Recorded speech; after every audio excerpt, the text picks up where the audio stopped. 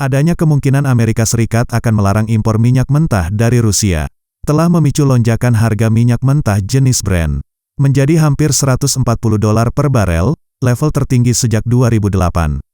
Rusia adalah pengekspor minyak mentah dan BBM terbesar di dunia, sekitar 7 juta barel per hari atau 7% dari pasokan dunia.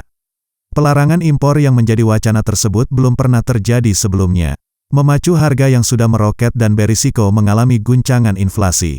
Berikut adalah beberapa dampak yang mungkin terjadi sebagai konsekuensi dari pelarangan impor minyak mentah dari Rusia. 1. Harga melambung. Pemerintah Barat belum secara langsung memberikan sanksi kepada sektor energi Rusia, tetapi beberapa konsumen sudah menjauhkan diri agar tidak terjerat dengan masalah hukum nanti. JP Morgan memperkirakan harga minyak dapat mencapai rekor $185 per barel pada akhir 2022, jika gangguan terhadap ekspor Rusia berlangsung selama itu. Meskipun sebagian besar analis dan perbankan yang disurvei Reuters mengharapkan harga rata-rata tahunan di bawah $100, Wakil Perdana Menteri Rusia Alexander Novak juga sudah memperingatkan negara-negara Barat atas konsekuensi dari pelarangan ekspor minyaknya. Kata Novak, mereka akan menghadapi kemungkinan harga minyak yang meroket, yang melebihi $300 per barel serta penutupan pipa gas utama Rusia-Jerman. Jika pemerintah menindaklanjuti ancaman untuk memotong pasokan energi dari Rusia, terakhir kali harga minyak bertengger di atas $100 adalah pada 2014, dan level yang dicapai pada Senin, tanggal 7 Maret tahun 2022, tidak jauh dari harga tertinggi, yang mencapai lebih dari $147 pada Juli tahun 2008.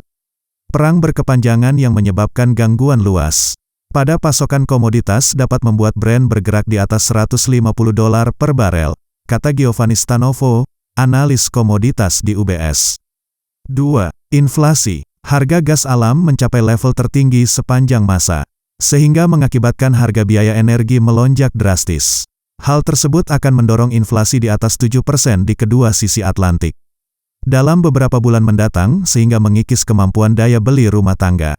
Selain menjadi pemasok utama minyak dan gas, Rusia juga merupakan eksporter biji-bijian dan pupuk terbesar di dunia, dan produsen utama palladium, nikel, batu bara, dan baja. Pengucilan kegiatan ekonomi Moskow dari sistem perdagangan dunia akan memukul berbagai industri dan menambah ketakutan keamanan pangan global.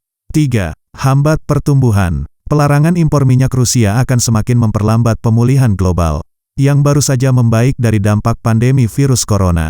Perhitungan awal oleh Bank Sentral Eropa atau ECB menunjukkan bahwa perang dapat memotong pertumbuhan ekonomi Eropa sebesar 0,3 hingga 0,4% pada tahun ini dalam skenario dasar, dan mencapai 1% jika perang semakin parah. Dalam beberapa bulan mendatang, ada risiko stagflasi yang tinggi, atau pertumbuhan kecil, hingga minimal ditambah dengan inflasi yang tinggi. Namun selanjutnya, pertumbuhan zona euro kemungkinan akan tetap kuat, bahkan jika harga komoditas terbukti menjadi hambatan. Di AS, The Fed memperkirakan bahwa setiap kenaikan $10 per barel pada harga minyak memangkas pertumbuhan sebesar 0,1 poin persentase. Meskipun pihak swasta memprediksikan bahwa dampaknya tidak signifikan. Di Rusia, dampak inflasi diperkirakan signifikan.